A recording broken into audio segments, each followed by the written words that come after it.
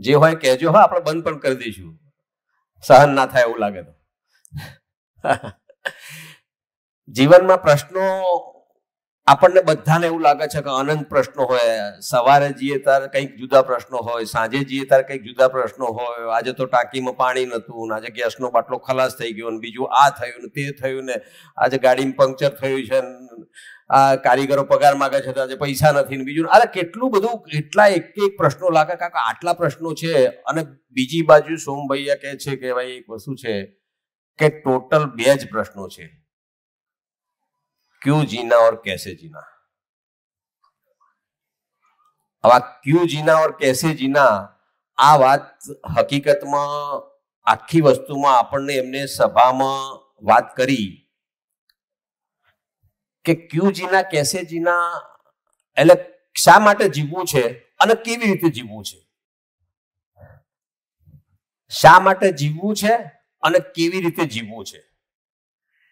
આ 2 જ પ્રશ્નોનો જો ખરેખર જવાબ મળે તો આપણે આગળની ઘણી બધી પ્રોબ્લેમ સોલ્વ થઈ જાય, ને આખા બધા જ પ્રશ્નો એમાં આવે સમાય થઈ જાય એવી એક વસ્તુ એમને વાત કરી. એટલે હવે શા માટે જીવવું છે તો એના માટે એવું થાય કે ભાઈ મારે ખરેખર કરવાનું શું છે, મારું લક્ષ્ય શું છે. હું માનવ જન્મ મને મળ્યો છે, આવી રીતે હું અહીંયા આવ્યો છું ધરતી ઉપર, તો મારું કામ શું છે, શેના માટે હું આવ્યો છું.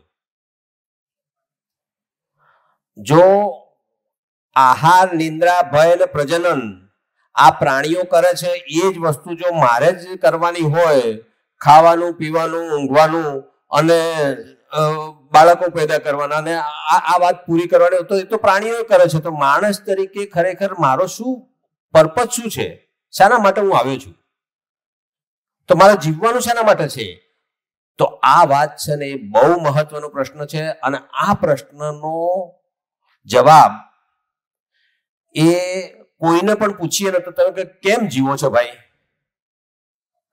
તો કોઈ પણ પૂછે, કોઈ તો અમુક વખત એવું કે ભાઈ મરતા નથી એટલે જીવીએ છીએ. તાર બાકી તો કઈ ખબર નથી હવે કેવી રીતે જીવીએ છીએ. એટલે હવે અહીંયા ટપકી પડ્યા છે એટલે જીવીએ છીએ. આ બધું છે, હવે બાળકો માટે જીવીએ છીએ, કોઈ કે પરિવાર માટે જીવું છું, તો કોઈ કે આ બધું હવે પાથરીને બેઠા છે એટલે જીવીએ છીએ. બાકી કોઈ એવી રીતની વસ્તુ દેખાતી નથી કે સાલું કેવી રીતે શેના માટે જીવું છું. અને એ શેના માટે જીવું છું એનો આખો બધાનો જવાબ એક હોય એ વાત છે ને, એ વાત અહીંયા નવી વાત છે. એટલે બધા જે અનંત પ્રશ્નોમાંથી એક પ્રશ્નમાં આવી જવાની વાત એ જગ્યાએ છે કે શા માટે જીવું છું. એ જો શરીર માટે હું મારી જાતનું શરીર સમજુ કે હું શરીર છું, હું કઈ શરીરથી બીજું કંઈક છું. એટલે અહીંયા જે સોમભૈયા વાત કરવા માંગે છે એ વાત એ કરવા માંગે છે કે ભાઈ હું શરીર છું ને આ શરીરને ચલાવવા વાળી વસ્તુ કોઈક જુદી છે. આપણે એને જે આપણી બધી ભાષામાં કોઈ આત્મા, પરમાત્મા, બીજું જે કઈ વાત કરીએ એ વાત આખી મતલબ એને છે. અને એમને અહીંયા એ બાબતનું ભાઈએ અહીંયા જીવન નામ આપ્યું. હા, જીવન નામ આપ્યું, બરાબર છે. તો જે આપણે મન કહેતા હતા, વૃત્તિ, આત્મા, આવી બધી જે અલગ અલગ ભાષા વાપરતા હતા એ બધાનું નામ જીવન આપ્યું. હવે જીવન કને કહેવાય છે, એ કોને કહેવાય છે, આખી વાત છે ને એ આગળ આપણને બિલકુલ વિસ્તારથી થશે, પણ એમને જીવન નામ આપ્યું. એટલે એનો મતલબ એક વસ્તુ છે કે આપણે આ શરીર છોડીએ છીએ ત્યારે કોઈક વસ્તુ આપણામાંથી નીકળી જાય છે, શરીરમાંથી નીકળી જાય છે, અને બીજું કોઈક વસ્તુ છે ને એ નથી મળતી એવી વાત છે. અને એ આપણા અત્યારના શાસ્ત્રોમાં ગણો કે આ બધામાં ગણો તો ગીતામાં પણ કહીએ તો નૈનમ છંદાદી ગાત્રાણી અને આ બધી વસ્તુ જે આવે છે કે ભાઈ એને કોઈ અગ્નિ બાળી શકતો નથી, અને આ કરી શકતો નથી, તે નથી કરી શકતો, એ બધી જ વાત છે. એટલે એવી કોઈ વાત અત્યાર સુધીમાં આગળમાં પણ પરંપરામાં કહેવામાં આવી છે.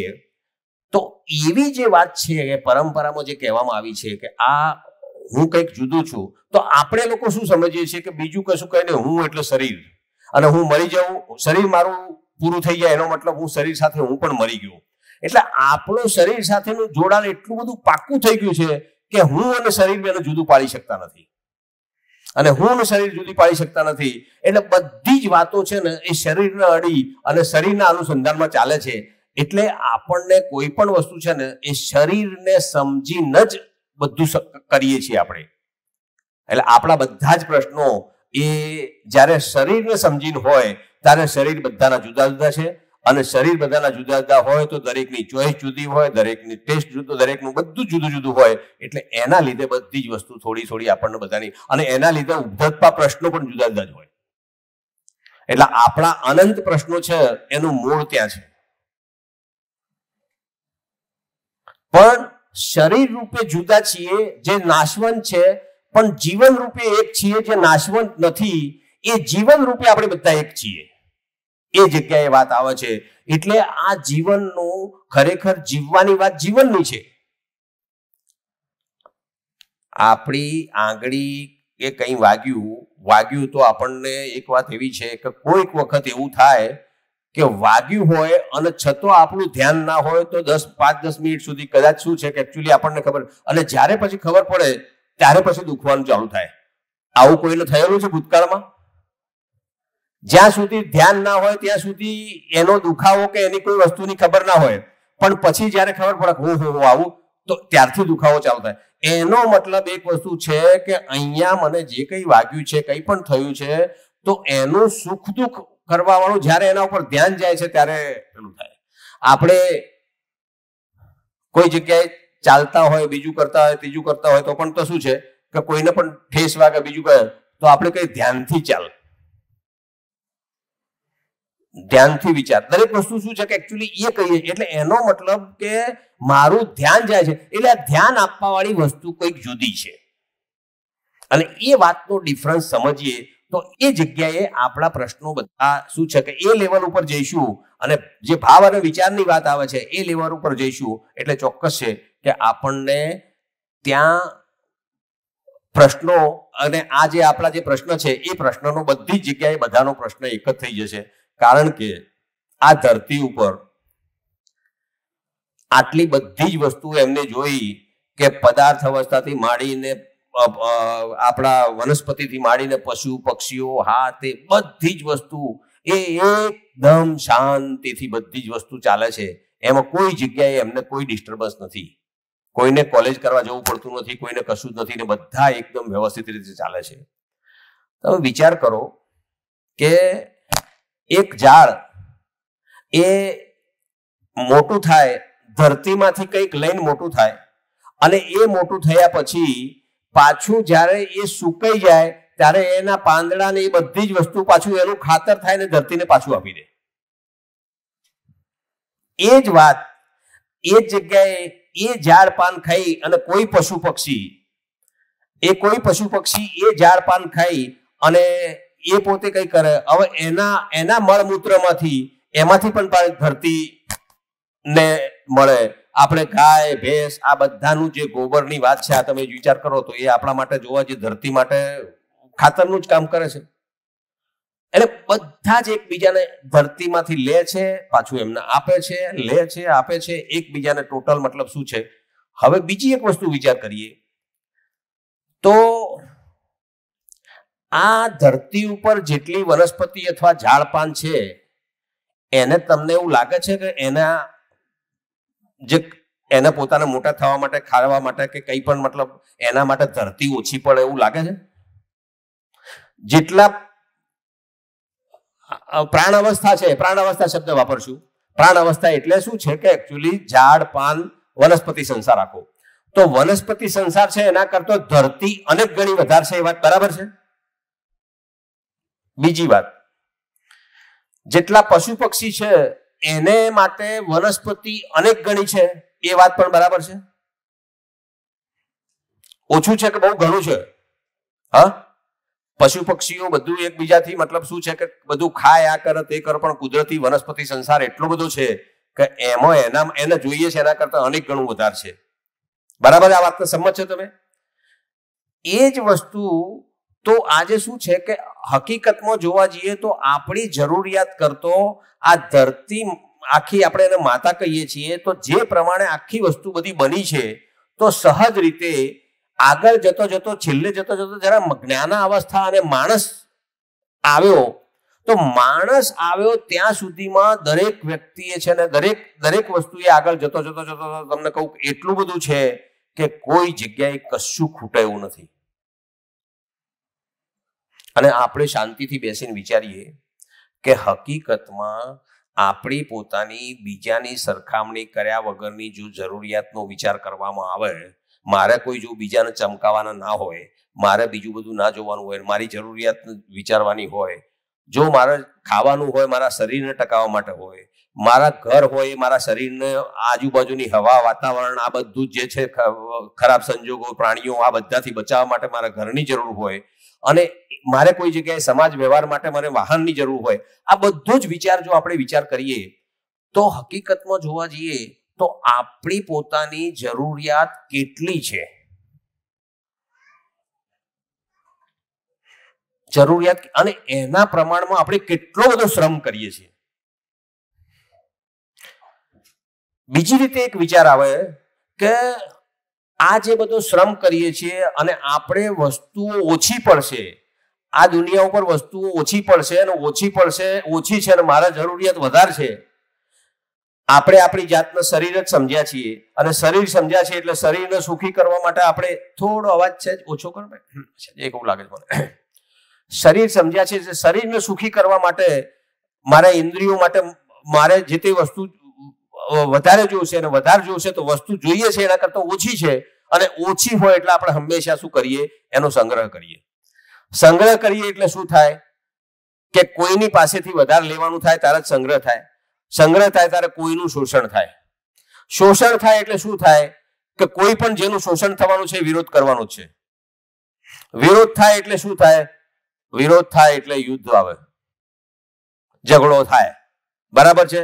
પછી દેશ વચ્ચે યુદ્ધ થાય અને આપણા વચ્ચે આપણે એને ઝઘડો કહીએ.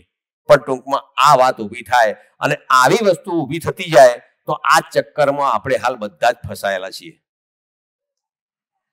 અને આજની તારીખમાં આવી ગેરસમજના લીધે આ આખી દુનિયામાં આપણે એટલો વિચાર કરીએ કે હકીકતમાં જો જે રીતે માનવ ખરેખર માનવ બને અને એનું માનવનું આચરણ પ્રમાણે જીવતો થાય, એનું પણ આચરણ જો નિશ્ચિત થઈ જાય અને માનવનો જે ખરેખર ઓરિજિનલ રોલ છે, જે અહીંયા જે રોલ માટે એનો જન્મ થયો છે એ પ્રમાણે જો જીવતો થઈ જાય, બીજી ત્રણ અવસ્થાઓ જેવી રીતે એકબીજાને પૂરકમાં છે, ઉપયોગી છે, એવી રીતે જો માણસ જીવતો થાય તો હકીકતમાં જોવા જઈએ તો આટલો બધો તામધામની જરૂરત નથી ને. એવું થાય તો તમને કહું, દેશની બોર્ડરો કે રાખવાની ક્યાં જરૂર છે?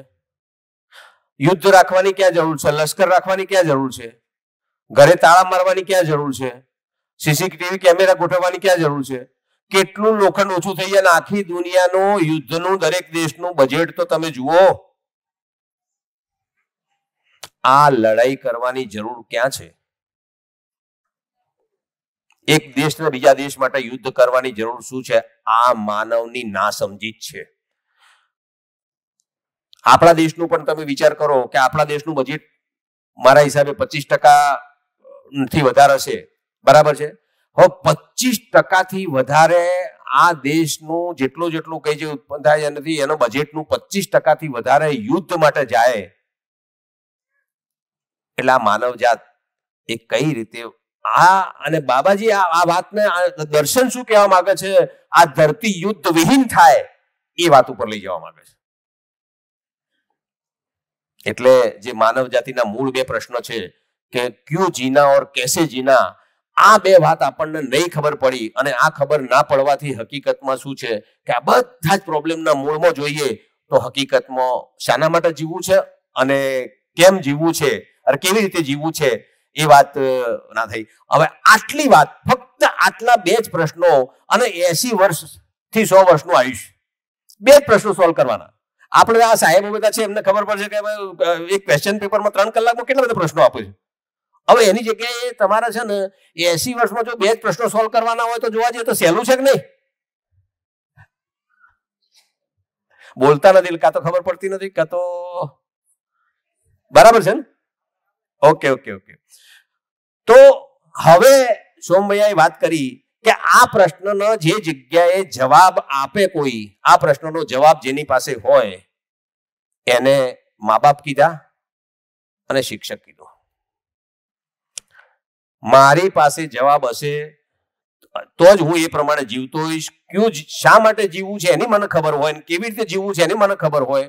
મને જો એની ખબર હોય તો મારા બાળકો પણ એ જ રીતે જોવાના છે. કારણ કે બાળક તો શું છે કે ભાઈએ વાત કરી હતી કે એને પેલું વ્યાકરણ શીખે છે કે ભાષા બોલે છે. ભાષા તો આપણી કોપી કરીને જ બોલે છે. બરાબર છે. એટલે બાળક હંમેશા પોતાના મા બાપની કોપી કરે છે. એ સ્કૂલમાં ના જાય ત્યાં સુધી એના માટે મમ્મી પહેલી અને પપ્પા જે છે એના માટે શું છે કે એ આદર્શ છે. એ જે કરે એ જ સાચું. એના પછી સ્કૂલમાં જાય એટલે ટીચર જે કે એ સાચું. આખી વાત આગળ જતો મમ્મી પપ્પા અને ટીચર આ બધા એની અંદરની ચાહત છે એ પ્રમાણેના જીવનમાં ઊના ઉતરે છે. એટલે એના ઉપરથી વિશ્વાસ એને ઘટતો જાય છે. વાત આ બને છે. બરાબર. એટલે શું છે કે આ બે પ્રશ્નોનો જવાબ હોય એને માતા પિતા અને શિક્ષક કીધું.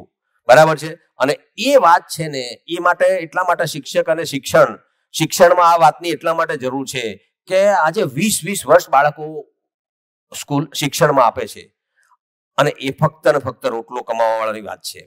ત્યારે શું છે કે સાથે સાથે આ વાતને એડ કરવામાં આવે તો હકીકતમાં જોવા જઈએ તો શિક્ષણમાં આ એક નાના બાળકથી માંડીને ઘરમાં વાતાવરણ એવું હોય, સ્કૂલમાં શિક્ષણ આ રીતનું હોય તો એ બાર જે ગ્રેજ્યુએટ થઈ જાય ને ત્યાં સુધીમાં હકીકતમાં જે સોમભૈયા વાત કરે છે ને કે મારી ભાવ અને વિચારની સ્થિતિ 24 કલાક નિરંતર થાય તો એ વાત હકીકતમાં બાબાજી પોતે જે શિક્ષણનો અભ્યાસક્રમ આપીને ગયા છે એમાં એવું કીધું છે કે ગ્રેજ્યુએટ થાય ત્યારે દરેક વ્યક્તિ એની ભાવ અને વિચારની સ્થિતિ છે ને એ બિલકુલ નિરંતર એ લેવલે આવી શકે છે.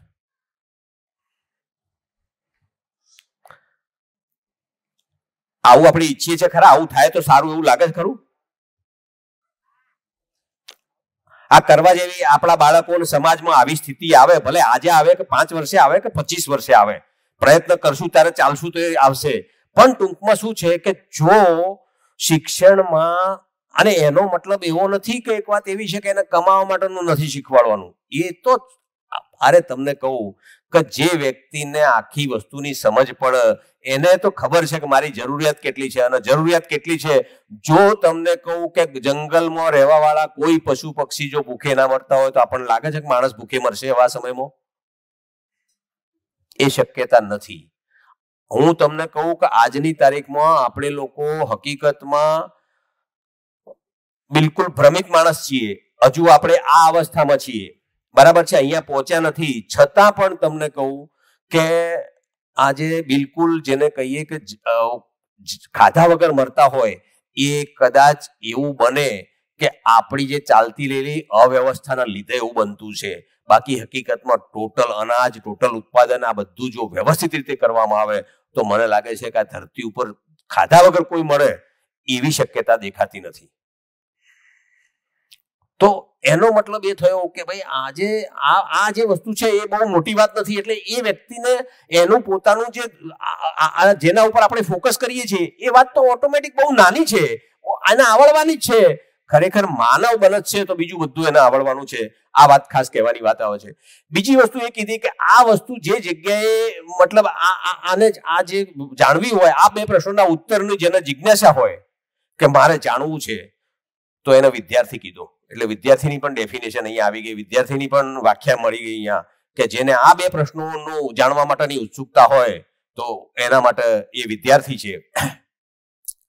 બીજું, અને આ વસ્તુ જે જગ્યાએ મળે, આ બે પ્રશ્નોના જે જગ્યાએ મળે એને વિદ્યાલય કીધી.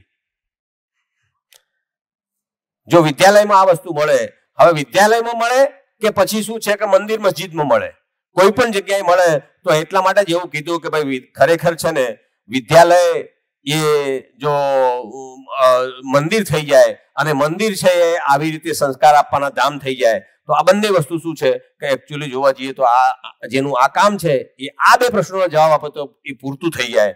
મહત્વનું કામ છે આ કામ છે એ વસ્તુ કીધી એમને. અને સમાજ અને સરકારને ખરેખર કરવા જેટલું કામ હોય તો આ જ વસ્તુ છે.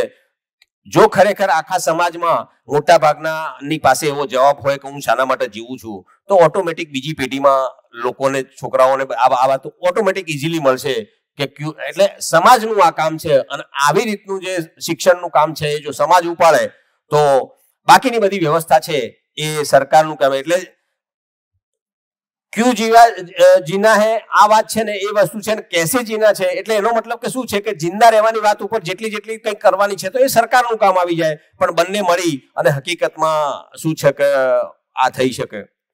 એટલે આ આખી વાત છે ને ક્યુ જીવાનું કેસે જીવાની આખી વાત બહુ સરસ રીતે જો આ બે પ્રશ્નો આપણને મળે તો એવી વાત છે. હવે બીજી આખી વાત એ આવે કે શા માટે જીવવું છે એ વાત આવે ત્યારે આપણને સૌથી પહેલી વસ્તુ એ લાગે કે એમાં ભાઈએ સૂત્ર લખ્યું કે કોઈ પણ માણસ એને જેનો સમસ્ત પ્રયાસ, કોઈ પણ વ્યક્તિ જે કંઈ કરે છે એ બધું સુખી થવા માટે જ કરે છે. તમે કોઈ આપણે એવું કહીએ કે મેં સમાજ માટે આવું કર્યું, મેં બીજા માટે આવું કર્યું, મેં ત્રીજા માટે આવું કર્યું, આ બધી જ વાતો છે ને છેલ્લે જઈને તમે અટકે તો આપણે બધા એમના હાથેના પ્રશ્નો, સવાલ જવાબ બધું કર્યું, પણ છેલ્લે એક વાત એટલે આવીને અટકી કે ભાઈ દરેક વ્યક્તિ જે કંઈ કરે છે સુખી થવા માટે જ કરે છે. અને સુખી થવાનું આ દરેક વ્યક્તિનું આ છે. અને એમાંથી પછી શું છે કે આગળની વાત આવી ગઈ કે આ સુખી થવાની વાત છે એ શું છે કે આ કેવી રીતે છે, બરાબર છે. અને એ સુખી થવાની વાતમાં આ હું થઈશ કેવી રીતે, આ જે સુખી થવાની વાતમાં જે બીજી ભાઈએ આગળ જે વાત કરી, તો અહીંયા આપણે બાકીની 3 અવસ્થાઓને જોઈએ ને તો એમાં કોઈ જાતની કોન્ફ્લિક્ટ નથી, એમાં કોઈ જાતનું એકબીજાનું પેલું નથી. તો આખી પ્રકૃતિની વ્યવસ્થા એ જોવા જઈએ તો બધું જ એકદમ વ્યવસ્થિત રીતે ગોઠવાયેલું છે. એમાં ક્યાંય આપણે ભૂલ કાઢી શકીએ એવું નથી. એવી ટાઈપની વસ્તુ છે. તો જો માણસની, બધા જ માણસોની ઈચ્છા હોય કે મારે ખરેખર સુખી, દરેકને મનમાં હોય કે સુખી થવાનું છે, અને જો માણસ આટલો દુઃખી રહે અને સુખી ના થાય તો એનો મતલબ કે આ પ્રકૃતિ અપૂર્ણ છે. અને આ પ્રકૃતિ અપૂર્ણ છે તો પ્રકૃતિ તો એની રીતે પૂર્ણ છે. તો પ્રકૃતિ અપૂર્ણ સાબિત થાય એ પોસિબલ છે નહીં. એટલો મતલબ કે ભાઈ દરેક વ્યક્તિ સુખી થવા માટેનું પ્રોવિઝન આ ધરતી ઉપર છે જ, આ સૃષ્ટિમાં છે જ આનું પ્રોવિઝન. એ વાત છે ને એ વાત આવી અને એ સૃષ્ટિ ઉપર એનું પ્રોવિઝન છે. તો પછી બીજો પ્રશ્ન આવ્યો કે આ સૃષ્ટિ શું છે? અને બીજો પ્રશ્ન આવ્યો, એ પ્રશ્નના જવાબમાં આ બધી વાત આવી. સૃષ્ટિ દર્શન, કે હકીકતમાં આ છે કેવી રીતે, આ બધું આટલું બધું વ્યવસ્થિત રીતે ચાલે છે, આ બધું ચાલે છે. તો આટલું કોઈ ચલાવવા વાળું આપણે જેનો અત્યાર સુધીમાં મેનેજર કરીએ, આપણે કોઈ સારી વસ્તુ મેનેજ થતી હોય તો આપણે શું કરીએ, સારો એનો મેનેજર સારો છે. કોઈ જગ્યાએ બધી વસ્તુ સારી રીતે મેનેજ થતી હોય તો આપણે સીધી ભાષામાં એવું કહીએ કે આ મેનેજર સારો હશે અહીંયા.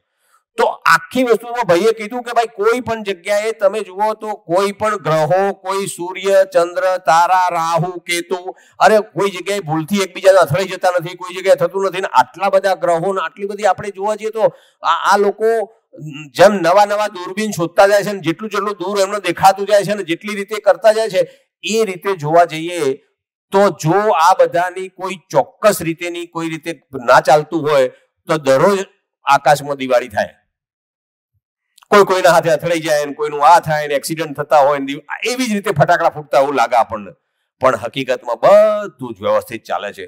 કેટલું વ્યવસ્થિત ચાલે છે કે આપણે એટલું કહી શકીએ છીએ કે કયા દિવસે સૂર્યગ્રહણ થશે, કયા દિવસે ચંદ્રગ્રહણ થશે, કેટલા વાગે થશે, શું થશે. એટલે એક વસ્તુ એટલી ચોક્કસતાપૂર્વક ચાલે છે. એનો મતલબ આને મેનેજ કરવાવાળો મેનેજર જબરજસ્ત પાવરફુલ છે.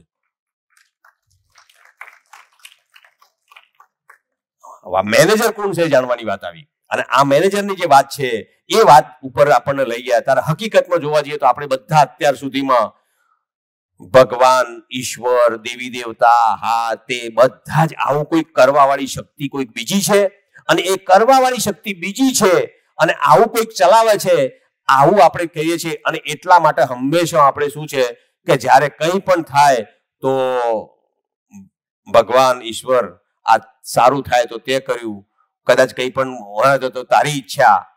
હવે આ વાત હંમેશા આપણે તમે હું બધા જ કરતા રહેલા છીએ. બીજી એક વાતની તમને ચોખવટ કરું, આ બોલું છું ને એનો મતલબ હજુ સુધી આ સૂચના મળી છે એ તમારા સુધી પાસ કરવાનું જ કામ કરું છું. આ બધું મારામાં આવી ગયું છે એવું સમજતા નહીં હો. હું વિદ્યાર્થી છું બહુ, એટલે આ વાત છે. આ વાત જેટલી છેલ્લા 2-3-4 વર્ષના પ્રયત્નમાં જેટલી સમજવામાં આવી છે એને હું તમારી સામે મૂકવાની કોશિશ કરું છું. હજી એ જીવવામાં બધું આવી જાય એ વાતની રસ્તા ઉપર છીએ, પણ એ બધું આવી નથી. તમે એવું કે યાર આ વાત આવી કરે છે, આ બધું કરે છે, આવું કંઈક લાગશે જ તમને, એમાં કોઈ નવાઈની વાત નથી. પણ એ જોઈને તમે જરા હમણાં એ બધી વાત બહુ નહીં જોતા. પ્રયત્નમાં છીએ, બરાબર? એટલે હા, આપણી જે મેનેજરની વાત થતી હતી કે આટલું સરસ રીતે વસ્તુ ચલાવવા વાળો આવી રીતનું કોઈ છે, તો આટલું સરસ રીતે ચાલે છે તો આપણે અત્યારે જે દેવી દેવતા આ બધું જ આપણે સમજી અને જે પ્રમાણે બીજું કોઈ કરવા વાળું છે. હવે એમાં મને પણ ખરેખર બે પ્રશ્ન આવે કે એક બાજુ એવો પ્રશ્ન આવે કે આ ઈશ્વરના ઈચ્છા વગર પાંદડું હલતું નથી. એક પ્રશ્ન એ આવે, બરાબર છે? અને બીજી બાજુ પાછું કર્મના ફળની વાત આવે કે વાત તમે કરો તમારે ભોગવવાનું.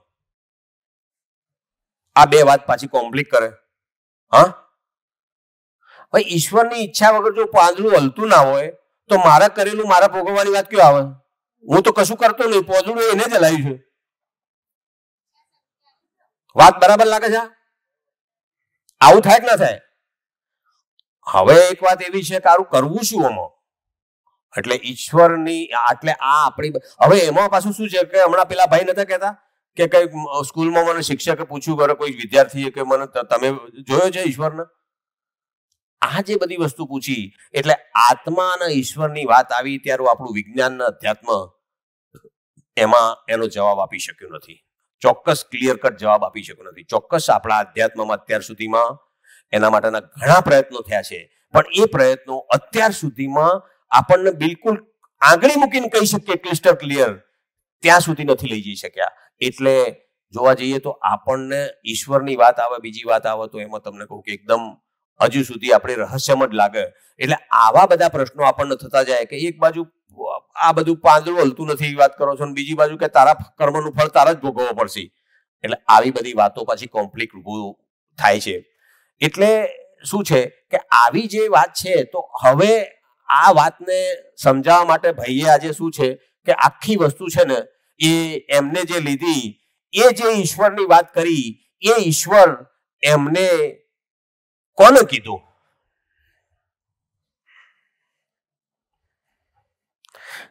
આપણે જોવા જઈએ તો હકીકતમાં તમને કહું કે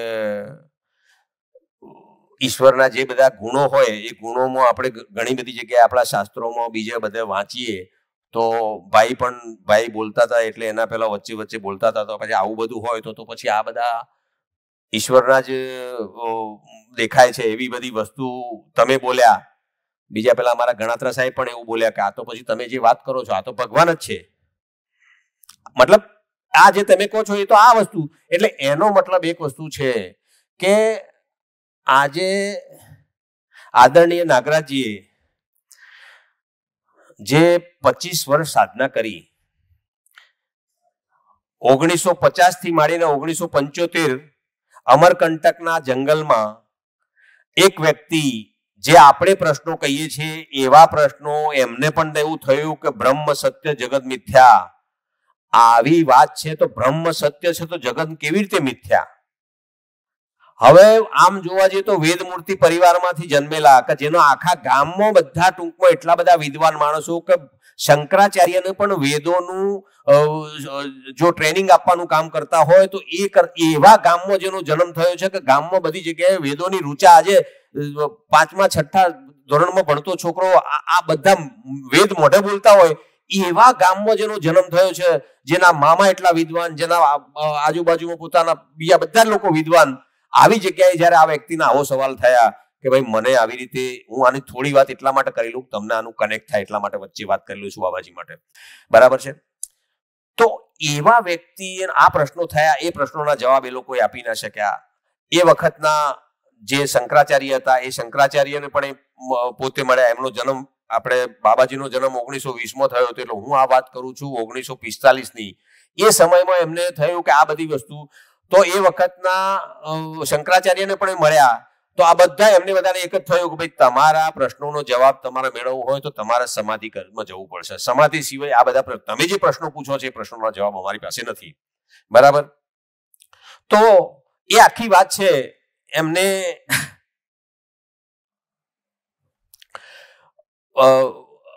એ પ્રશ્નોના જવાબ માટે એ ધીમે ધીમે કરતો પોતાના, કારણ કે આજે હંમેશા કોઈ જગ્યાએ આવી રીતે સમાધિ માટે જવાનું હોય ત્યારે એ આપણી બધી એ પણ પ્રણાલીઓ નક્કી હતી કે ભાઈ સમાધિમાં જવાનું હોય ત્યારે પરિવારની સંમતિ, હા તે બધું.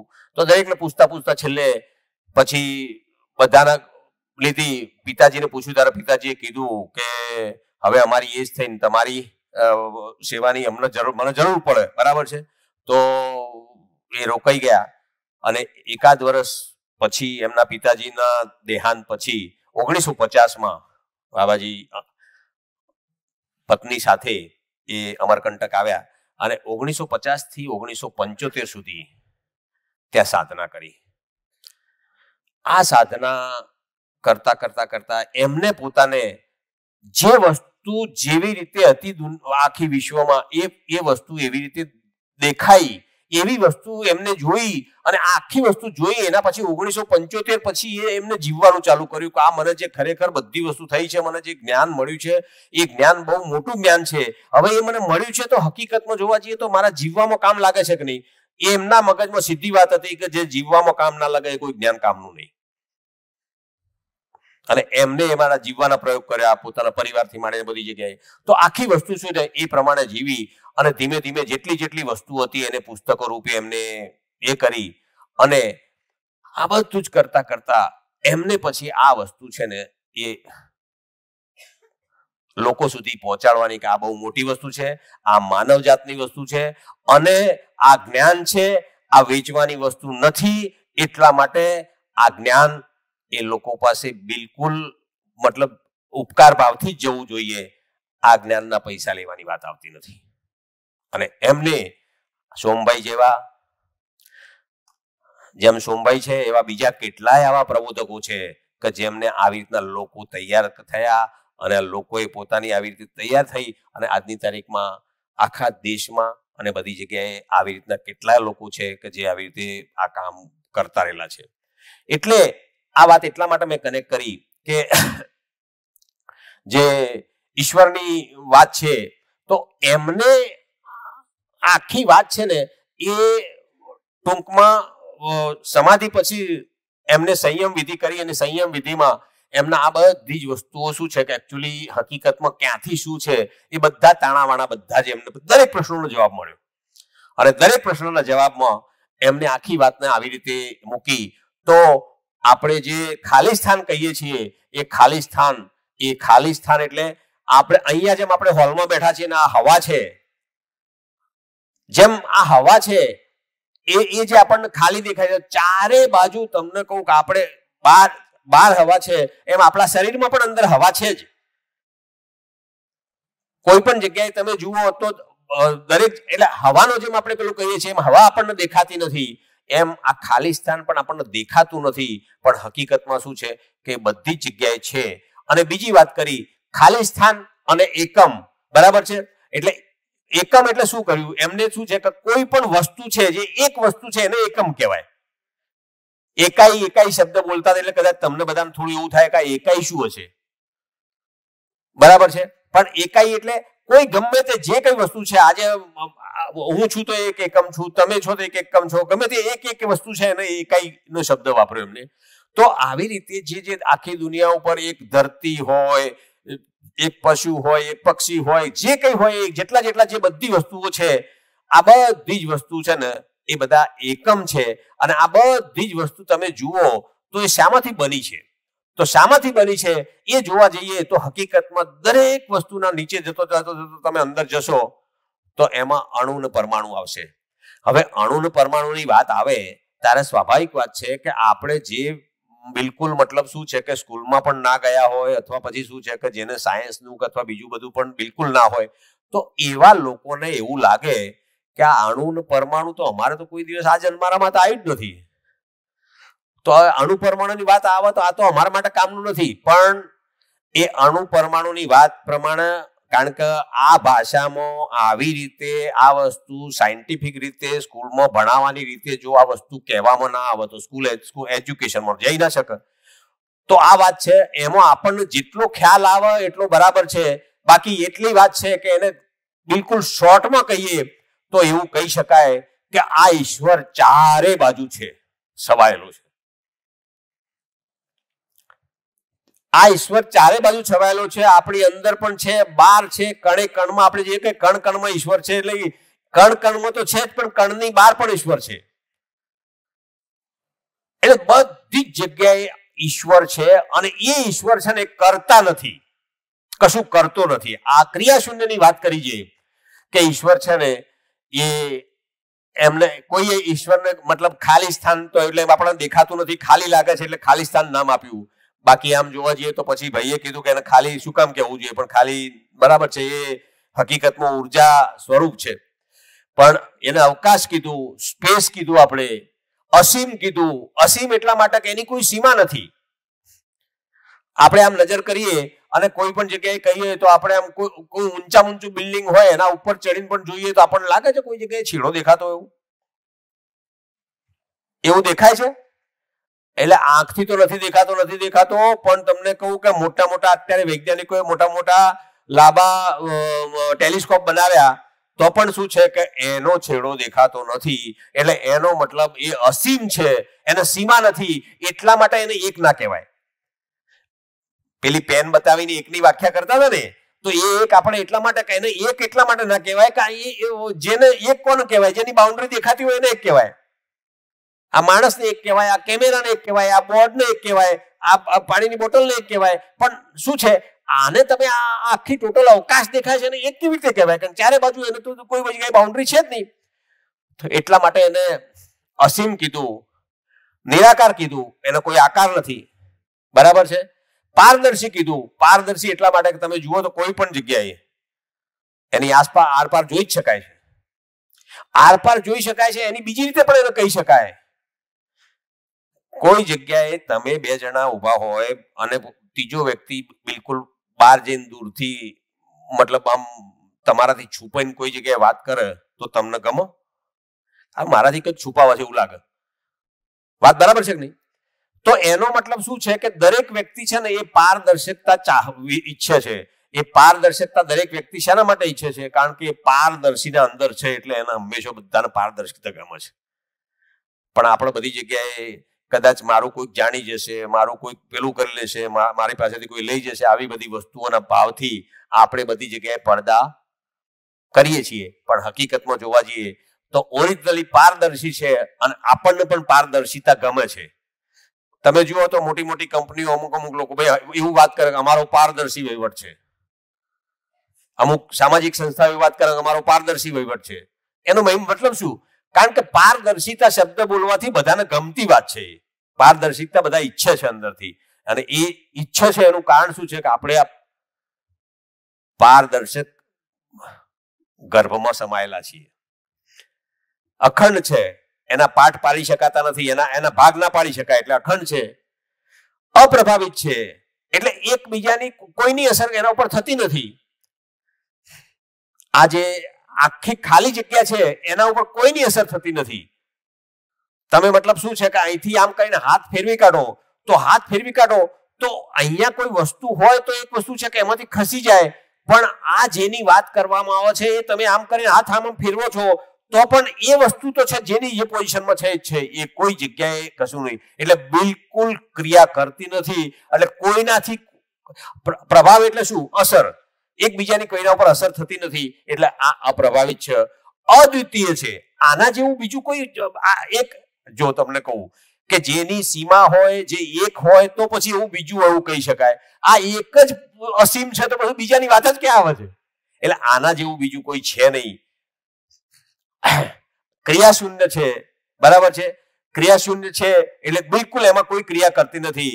એટલે એક વાત એવું છે કે આ ભગવાન કશું કરતો નથી.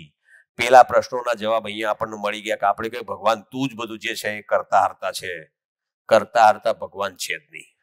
આ બધાને ઝાટકો લાગશે એકદમ. આ મોટો ઝાટકો લાગે. હું આ વાત કરે કે કરતા હરતા ભગવાન નથી એવી વાત કરે છે. કરતા હરતા ભગવાન નથી એનો મતલબ શું છે? એ કરતા છે જ નહીં. હકીકતમાં જોવા જઈએ તો એ ક્રિયાશૂન્ય છે. એની અંદર આપણે છીએ એટલે આપણે અંદર આપણી પાત્રતા પ્રમાણે આપણે કંઈ પણ અંદરથી ઉર્જા મેળવીએ છીએ અને એ પ્રમાણે આપણે કંઈ પણ કરીએ છીએ. બાકી કરતા હરતા એ નથી. અજન્મા છે એટલે જેનો જન્મ નથી. અનાદિ છે એટલે મતલબ આદિ મતલબ જેનો અંત અને શરૂઆત અને અંત હોય એને આપણે આદિ કહીએ પણ અનાદિ છે. પછી એ કોઈ દ્રષ્ટા નથી, કરતા નથી, ભોગતા નથી. બરાબર છે. બીજું એ પૂર્ણ છે. પૂર્ણ એટલા માટે કે તમે એમાંથી કઈ પણ વસ્તુ લઈને કાઢી નાખો તો પણ મતલબ શું છે? તો કશું એમાંથી કાઢી મૂક એટલે જોડી શકાતું પણ નથી ને કશું અંદરથી ઓછું પણ કરી શકાતું નથી. એટલા માટે એ પૂર્ણ છે અને એ સત્ય છે. હવે તમે વિચાર કરો કે આ બધી જ વ્યાખ્યા એને આપણે અત્યાર સુધીમાં એક યા બીજી રીતે બીજા કોકની કોક જગ્યાએ ઈશ્વર સાથે જોડાયેલી વ્યાખ્યાઓ આપણે એને જોઈ છે. અત્યાર સુધી આપણે કનેક્ટ કરી શકીએ છીએ. ઘણી બધી જગ્યાએ આવા બધા નામોમાં કોઈકનું કોઈક નામ છે ને એ ઈશ્વરને આપવાનો પ્રયત્ન કર્યો હોય એવી રીતનું કોઈને કોઈ જગ્યાએ આપણને આવું થોડું કનેક્ટ થાય. સાલું આ વાત કરે છે વાત તો સાચી છે. હવે બધું જોવા જઈએ તો આ ઈશ્વરને જે કેરેક્ટરિસ્ટિક લાગુ પડે, જે બધા ગુણો લાગુ પડે એ બધા જ ગુણો અહીંયા દેખાય છે. નિત્ય છે, બરાબર છે, સત્ય છે, શુદ્ધ છે, બુદ્ધ છે, બરાબર છે, કાયમી છે. જે મતલબ છે જ હંમેશા. હૈ ઓર હૈ એટલે કાયમી છે એટલે નિત્ય છે અને જે છે એ સત્ય છે, શુદ્ધ છે. બરાબર. એટલે શુદ્ધ છે એટલે સુખપ્રદ એકદમ. મતલબ શું છે કે એની અંદર ઈશ્વરની અંદર દરેક વસ્તુ જે કઈ છે એ જો ખરેખર જ્ઞાનના સ્વરૂપમાં હોય તો એ સુખપ્રદ છે અને બોધ ગમ્ય છે. એટલે આખી વાત છે ને એ ઈશ્વરની વાત ભાઈએ જે કરી. હવે એ જે વસ્તુ છે એના પહેલા આપણને વિચાર કરીએ કે આ અસ્તિત્વમાં જે આખી વસ્તુ થઈ તો એમાં આખું અસ્તિત્વ છે એમાં બે વસ્તુઓ છે. ટોટલ 3 વાસ્તવિકતાઓ કીધી એમને. 3 વાસ્તવિકતા કીધી. એમાં એક તો ખાલી સ્થાન કીધું અને બીજું એકમ કીધા. બરાબર છે. હવે એકમમાં 2 ટાઈપના છે. એક જડ છે અને એક ચૈતન્ય છે. જડ અને ચૈતન્ય આ 2 શબ્દ છે. જડમાં એટલા માટે જે હંમેશા પોતાની સીમાની અંદર જ કામ કરે એનું નામ જડ અને જેની અસર પોતાની સીમાથી બહુ વધારે જગ્યાએ થઈ શકે એને ચૈતન્ય. એટલે આ ચૈતન્ય છે એને આપણે આગળની વાત એમાં હજુ ભાઈએ કરી નથી એટલે એ વાત આગળ આવશે જ. પણ એમને જડની વાત કરી એટલે એનો મતલબ કે આ 3 વસ્તુઓ છે. મૂળ ઉર્જા, જડ અને ચૈતન્ય. બીજું વાત છે 3 ક્રિયાઓ છે. અત્યાર સુધીમાં આપણને 2 જ ક્રિયાઓની ખબર છે. આપણા ભણવામાં 2 જ ક્રિયાઓ છે. ફક્ત ભૌતિક ક્રિયા અને રાસાયણિક ક્રિયા ભણવામાં આવે છે. અહીંયા આ અનુસંધાનમાં બીજી જો વધારાની વાત આવી તો આ જીવન ક્રિયાની વાત આ અનુસંધાનની નવી વાત છે. આ આપણને ખબર હોવી જોઈએ. આ ત્રીજી વાત છે. હવે એક વસ્તુ છે 4 અવસ્થાઓ છે. તો આ ત્રણેયનું આ બધાના કોમ્બિનેશનથી કેવી રીતે આ વસ્તુ બનતી ગઈ એ આપણે કહીએ છીએ. એટલે આ બધા જ અણુ, પરમાણુ, આ બધું જે એ પરમાણુ અવસ્થામાંથી માંડીને આ બધું હતું જ. એમાંથી ધીમે ધીમે ધીમે ધીમે કરતો ભાઈએ કીધું ને કે 315 કરોડ વર્ષ વનસ્પતિને સંસારના આવતા થયા. બરાબર છે. તો એનો મતલબ એક વસ્તુ થઈ કે ધીમે ધીમે કરતો મૂળ ઉર્જામાં આ જડ જે અણુ પરમાણુ બેઠા હતા અંદર છે તો એ પરમાણુએ મૂળ ઉર્જામાં ઉર્જિત છે. એટલે મૂળ ઉર્જાના ઉર્જિત હોવાના કારણે જડ પરમાણુએ ભૌતિક ક્રિયા દ્વારા પદાર્થ અવસ્થા બની. ધીમે ધીમે ભૌતિક ક્રિયા કરતી થઈ. અણુ, પરમાણુ, મતલબ અણુ અંશો એ બધા જોડતા ગયા એમાંથી અણુ બન્યા, અણુમાંથી શું છે કે વધારે મોટા યુનિટ બનતા ગયા અને એમ કરતા કરતા બધું આપણે જે લોખંડ, સોનું, હાથ એ બીજી બધી વસ્તુ કરીએ એ આખી બનતી ગઈ. એટલે પદાર્થ અવસ્થા છે ને, જેને કહીએ ને કે મીઠી, પથ્થર, માટી, મણી, ધાતુ બધી વસ્તુ શું છે કે આવી રીતે બનતી ગઈ. તો એમાં મૂળ ઉર્જા, જડ એકમ, ભૌતિક ક્રિયા અને પદાર્થ. બીજી વસ્તુ શું છે? મૂળ ઉર્જા, જડ એકમ અને રાસાયણિક ક્રિયા. રાસાયણિક ક્રિયા ક્યારથી ચાલુ થઈ? જ્યારથી પાણી આવ્યું ત્યારથી રાસાયણિક ક્રિયા ચાલુ થઈ. જ્યાં સુધી ધરતી ઉપર પાણી નહોતું ત્યાં સુધી રાસાયણિક ક્રિયા નહોતી. પાણી આવ્યું ત્યારથી રાસાયણિક ક્રિયા ચાલુ થઈ અને એ વસ્તુ થઈ તો મૂળ ઉર્જાના લીધે જડ એકમમાંથી રાસાયણિક ક્રિયા થઈને પ્રાણ અવસ્થા થઈ. હવે તમને સાદું એક ઉદાહરણ આપું તો આપણને ક્યાંક આવી રીતે ઊભું થઈને એમાંથી પછી આ જીવ આવ્યો, આવું બધું કેવી રીતે થયું? પણ આપણે એક સાદું એક વિચાર કરીએ તો તમને કહું, ચોમાસું આવે તો કેટલી જગ્યાએ કેટલી જાતની જીવાત અને કેટલી બધી વસ્તુઓ ને હા ને તેને આપણે ના ધાર્યું એવું બધું જ આવતું થાય છે કે નથી, ઊભું થાય છે કે નથી થતું? આ જે વસ્તુ છે કે આ આખા વાતાવરણમાં જેવું જેવું વાતાવરણ બનતું જાય એ વાતાવરણના અનુરૂપ વનસ્પતિ, એ વાતાવરણના અનુરૂપ અમુક એવા પ્રાણીઓ, અમુક વાતાવરણના અનુરૂપ એવા જીવડામાંથી આગળની મોટી વસ્તુ, એમ કરતા કરતા શું છે કે એકચ્યુઅલી નવું આગળ બનતું જાય.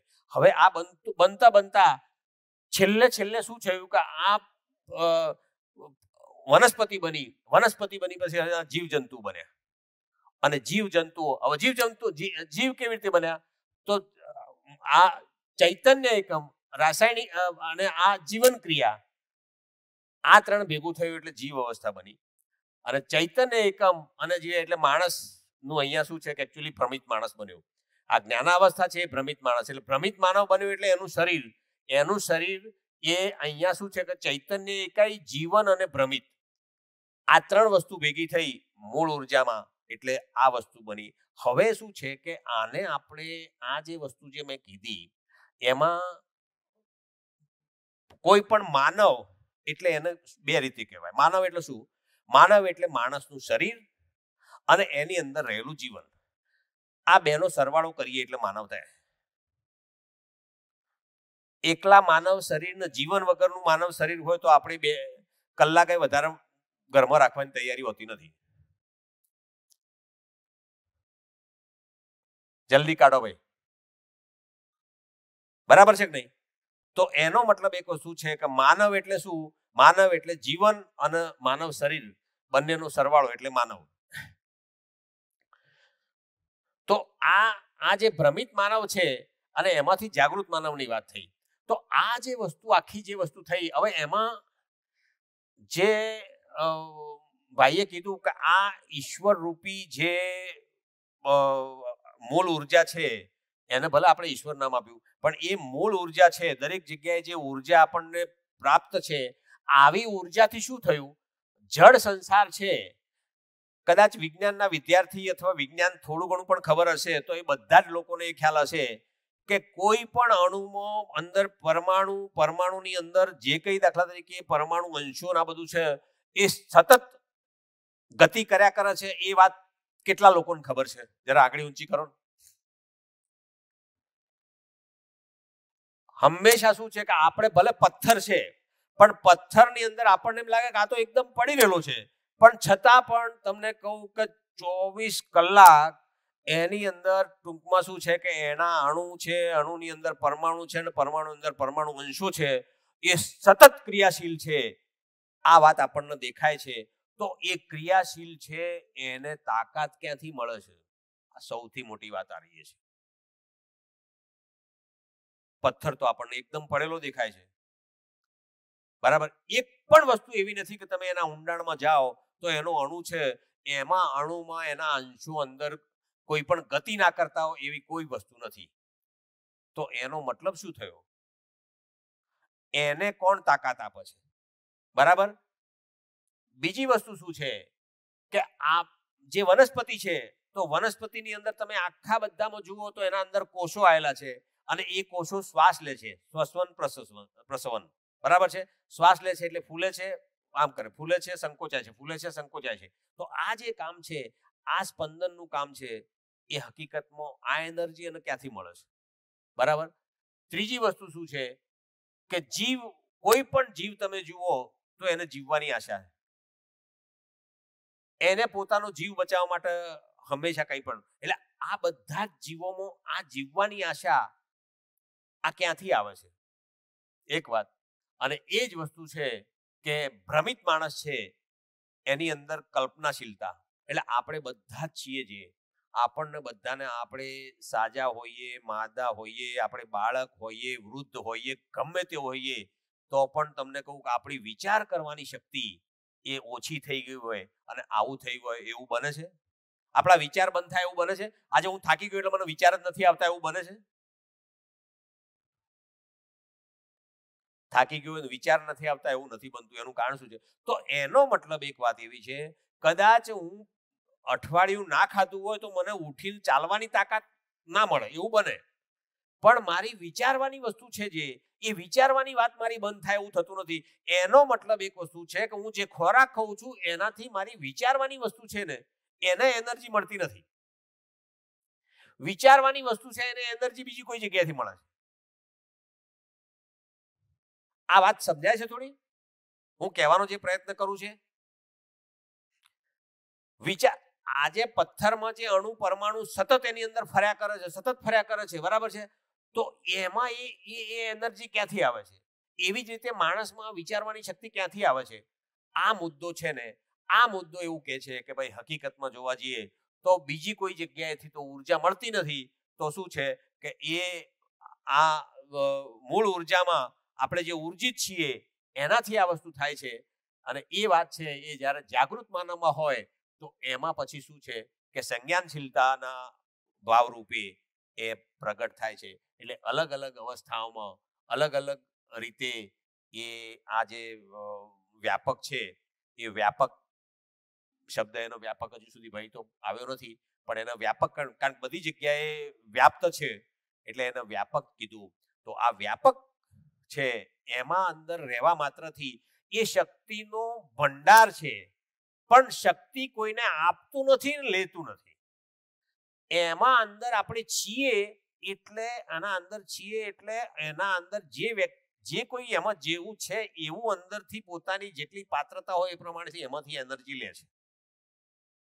એટલે એ કોઈને આપતું નથી ને એ કોઈને લેતું નથી, એ તો ક્રિયાશૂન્ય છે. મારો કહેવા માટેનો પ્રયત્ન છે થોડો તમારે સમજવા માટે નજીક જાય છે ખરો? એટલે એ કોઈ ક્રિયાશૂન્યની વાત આવી એટલે ક્રિયા કરતો નથી, પણ શું છે કે ઉર્જાનો ભંડાર છે અને એ ઉર્જા એ એમાંથી મળતી રહેલી છે. કારણ કે બીજી બધી જગ્યાએ જોવા જઈએ તો જો એમાંથી ઉર્જા ના મળતી હોય તો ઘણી બધી વસ્તુઓ આગળ વધે જ નહીં. અને એ આગળ જેને કહીએ ક્રિયાશીલતા ના હોય તો પદાર્થ અવસ્થા પણ ના બને. કારણ કે આ જે પદાર્થ અવસ્થા બની છે તો એક વસ્તુ સાથે બીજી વસ્તુ જોઈન્ટ થાય છે.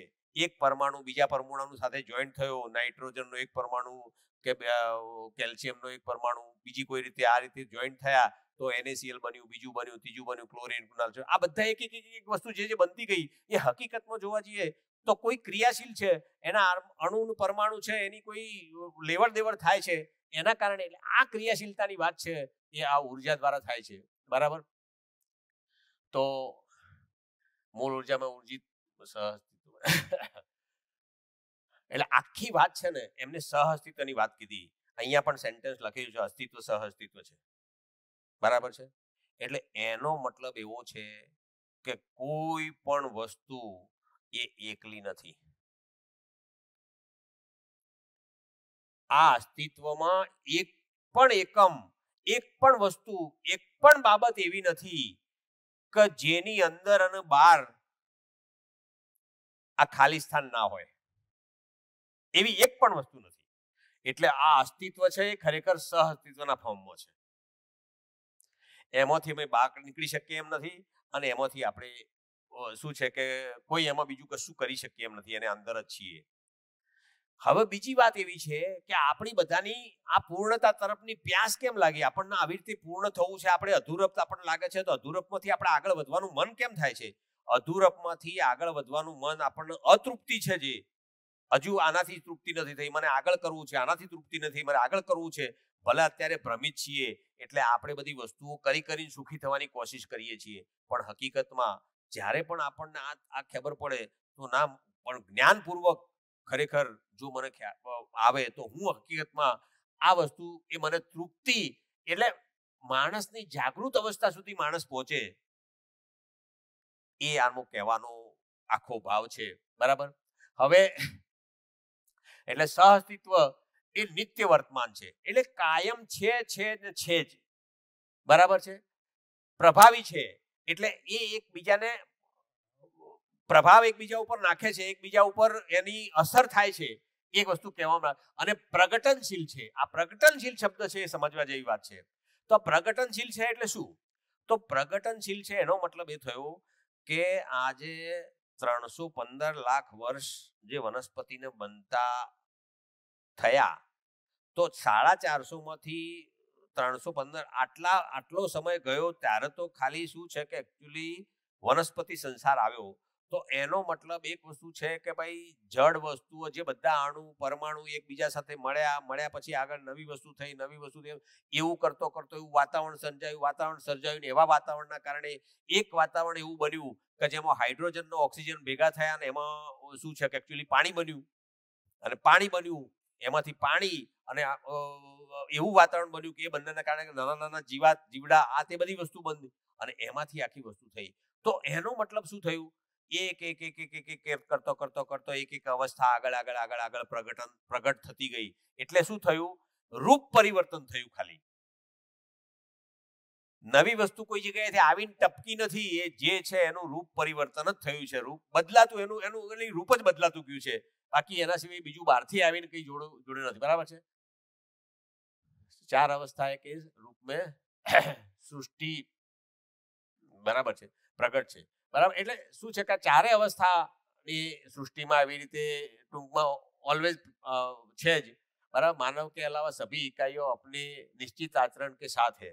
એટલે માણસના સિવાય બાકીની બધા તો પોતાના એમનું આચરણ તો નિશ્ચિત જ છે, એ આપણે ખ્યાલ આવે છે આપણને. હવે આચરણ નિશ્ચિત છે એટલે શું કે આપણે જઈએ લોખંડ હોય કે લાકડું હોય કે બીજું, આપણને ખબર છે કે ભાઈ આ લોખંડ છે એને બિલ્ડિંગમાં આ જગ્યાએ નાખશું તો વાંધો નહીં આવે, આટલું જાડું નાખશું તો આટલું લાંબુ હશે તો આટલું વજન ખમી શકશે. એનો ગુણાકાર ભાગાકાર આ તે એન્જિનિયરો બધું જ કરી શકે છે. આવું ક્યારે કરી શકાય છે? કારણ કે કોઈ પણ દિવસે લોખંડે આપણને દગો આપ્યો નથી. એને જે ગણતરી કરી હોય એ પ્રમાણે ગણતરી પ્રમાણે વર્તન કર્યું છે એટલે એનું નિશ્ચિત આચરણ છે.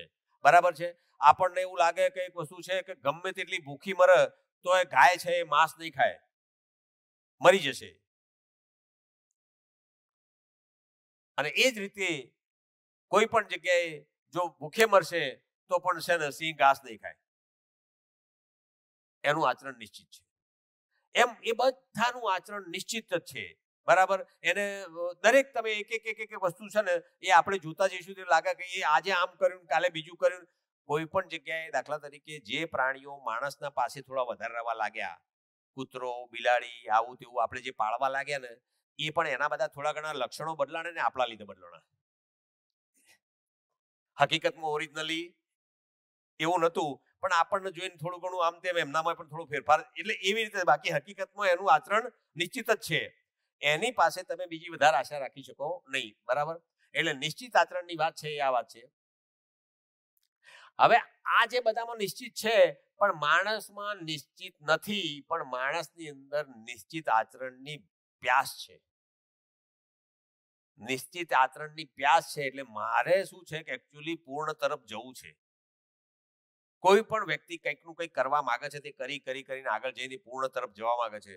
અને પૂર્ણ તરફ જવાની બધાની, તમારી મારી બધાની, આખી દુનિયાના દરેક વ્યક્તિની પૂર્ણ તરફ જવાની જે અંદરની અંદર પૂર્ણ તરફ, એટલે આપણને ખબર નથી કે આપણે પૂર્ણ તરફ જઈએ છીએ, પણ હકીકતમાં આપણને કંઈક અધૂરપ લાગે છે અંદરથી. ચાલો આ કર્યું તો પણ હજી કંઈક ખૂટે છે, આ કર્યું તો પણ કંઈક ખૂટે છે, આ કર્યું તો ચાલો કંઈક બીજું કરીએ, બીજું. જે અંદરથી થોડું ઘણી જે અધૂરપ લાગે છે એ અધૂરપ છે એ આપણી પૂર્ણતા તરફની પ્યાસ છે. એ વસ્તુને એવી રીતે કહી શકાય. અને એ પૂર્ણતા તરફની પ્યાસ શેના લીધે છે? કારણ કે આપણે આ આખું જે ખાલી સ્થાન જેને કહીએ કે વ્યાપક છે, આખું જ જે વ્યાપક છે એ વ્યાપકની અંદર આપણે બધા જ અંદર સમાયેલા છીએ. એટલે આપણા બધાના તાણા વાણા એકદમ એકબીજા સાથે જોડાયેલા છે. આપણે ભલે ને કોઈ જગ્યાએ કશું નહીં, છતાં પણ તમને કહું કે રોડ ઉપર કોઈ જગ્યાએ એક્સિડન્ટમાં કૂતરું પણ મરી જાય તો પણ આપણને અંદરથી ફિલિંગ આવે છે. આમ એક પહેલી દ્રષ્ટિએ તો તરત જ એવું લાગે કે યાર બરાબર ન થયું. એનો મતલબ એક વાત એવી છે કે કોઈ પણ જગ્યાએ કોઈ જગ્યાએ સંબંધ મારો કોઈની કોઈ જગ્યાએ જોડાયેલો છે. આખા, કારણ કે એમાં શું છે કે તમે જુઓ ને કે જેને કહીએ ને કે આખામાં અંદર આપણે જ્યારે સમાયેલા હોય ત્યારે ભલે ને એકબીજાની સાથે સર્કિટ જોડાયેલી હોય ને, એમ આ વ્યાપક રૂપે આપણે એક માના ગર્ભમાં છીએ. આ એક મોટી માના ગર્ભમાં આપણે બધા સમાયેલા છીએ અને એના લીધે શું છે કે આપણી બધાની પૂર્ણતા તરફની પ્યાસ છે. બરાબર. અને જ્ઞાનપૂર્વક માણસ નિરંતર આચરણ બરાબર છે પામી શકે એ જ સંજ્ઞાનશીલતા છે. એટલે જ્ઞાનપૂર્વક માણસ હંમેશા જો આ જે અત્યાર સુધીમાં અનુસંધાનની આટલી જ વાત છે કે હકીકતમાં આ વાત જે અત્યાર સુધીમાં કહેવાઈ નથી એ વાત હવે એવું કહી શકાય છે ચોક્કસ કે આ પ્રયત્નપૂર્વક આવી રીતે કરવામાં આવે તો આ સ્ટેજ સુધી જઈ શકાય છે. આ દરેક માણસ માટે પોસિબલ છે. પહેલા એવું કહેવાતું હતું કે જ્ઞાન તો કોઈ વિરલા લોકોનું જ થઈ શકે, બધા સામાન્ય માણસનું કામ નથી. આજની તારીખમાં એવું કહેવાય છે કે બધા જ માટે આ પોસિબલ છે અને બધા જ લોકો આ રીતે જઈ શકશે. અને જ્યાં સુધી એ લોકો નહીં જાય ત્યાં સુધીમાં એક જન્મારો, બીજો જન્મારો, ત્રીજો જન્મારો, પણ એને પોતાને છે ને એને એ ત્યાં સુધીમાં એને તૃપ્તિ થશે નહીં. અને માણસની આ જર્ની ત્યાં સુધી એને શરીર લેવું આગળ એના માટે કમ્પલ્સેશન રહેશે. એવી વાત છે. બરાબર.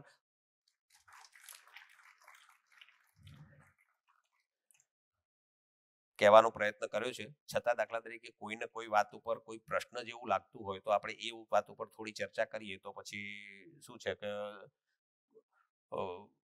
કોઈ સ્પષ્ટતા બીજા કોઈની પણ વધારે બની શકે એવું હોય. ઓ ભાઈ ક્વેશ્ચન કુછ કર રહે ગડબડ. હા, તમે જે એક વસ્તુ સમજાઈ ને, મને સોમભાઈ સમજાવતા હતા, મારું થોડી ઉતરવામાં ગડબડ થતી હતી. તમે એક વસ્તુ કીધું કે આજે ક્રિયા શૂન્ય અને એ બધી વસ્તુઓમાં આપણે બધા આપણી બધી ઇકાઈઓ રહીએ છીએ. પેલા પાંદડું નહીં હલાવતા, આમ તેમ ફલાણું જે બી હતું. પણ એક વસ્તુ કે ભાઈ આ ક્રિયા શૂન્ય છે, કોઈની પાસેથી કશું લેતું નથી, કોઈને કશું દેતું નથી, તો આપણે એમની પાસેથી કઈ રીતના આટલું બધું મેળવે છે? ત્યારે તમે જે કહ્યું કે પોતપોતાની પાત્રતા અનુસાર આપણે એની પાસેથી લઈ લઈએ છીએ, તો આપતું નથી, આપણે લઈએ છીએ. બસ એ વસ્તુ મગજમાં બેઠી આજે. બસ એટલે એ જ વસ્તુ ભાઈએ કીધી હતી, પણ આપણું ધ્યાન ના ગયું હોય. એમને ઇલેક્ટ્રિસિટીનું ઉદાહરણ આપીને આપણને વાત કરી હતી કે આ ઇલેક્ટ્રિસિટી દરેક જગ્યાએ આવે છે અને એમાંથી શું છે કે કેમેરાની રીતે, લાઇટની રીતે, માઇકની રીતે, એમાંથી જેવી જેની જરૂરિયાત છે એવી રીતે ઉર્જા અંદરથી લે છે. બરાબર. એટલે હકીકતમાં એવી વસ્તુ છે. Okay, thank you. Hello hello, हाँ जी, सभी को नमस्कार.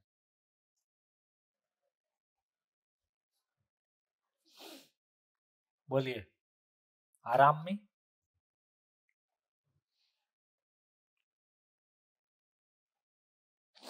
ओह,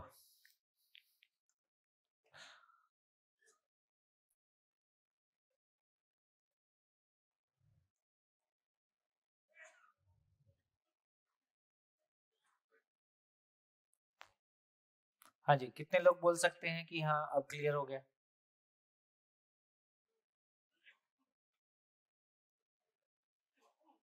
तो एक 15 मिनट का स्पेल लगाएं आपस में समझाने का, सबको बोलने का मौका मिले.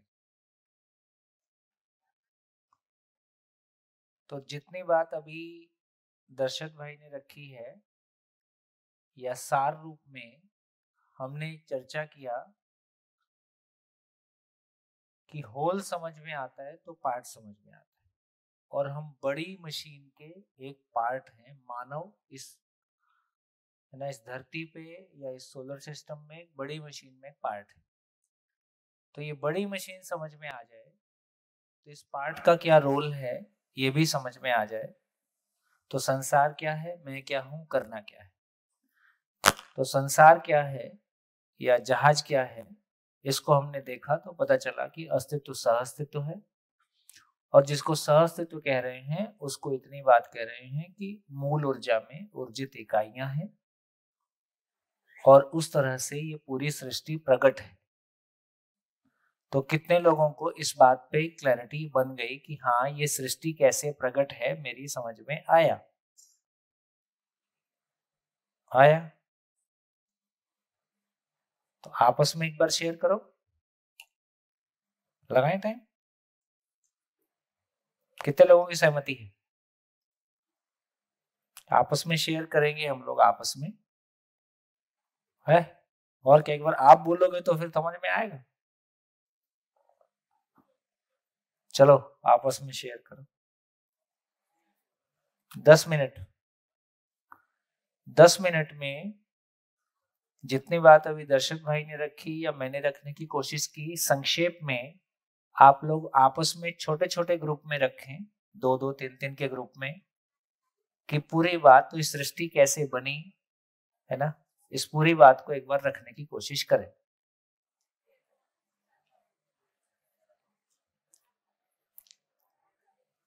चलिए शुरू हो जाइए। आप बोलेंगे तो आपको भी एहसास होगा कि हाँ कहाँ गैप रहता है और कितना मेरे ध्यान में आया।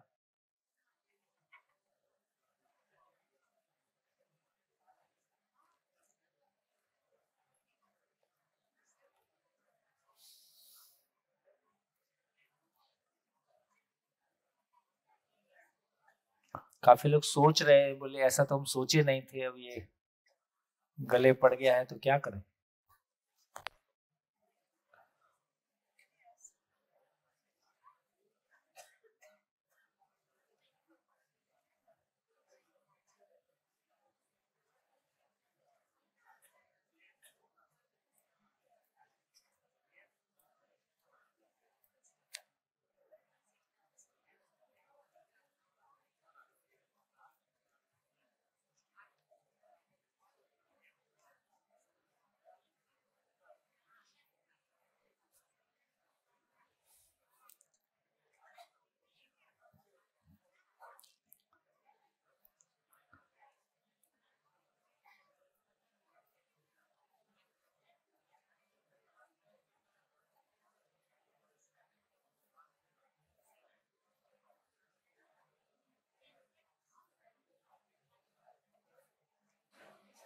हाँ जी, तब तक बोर्ड साफ हो जाए।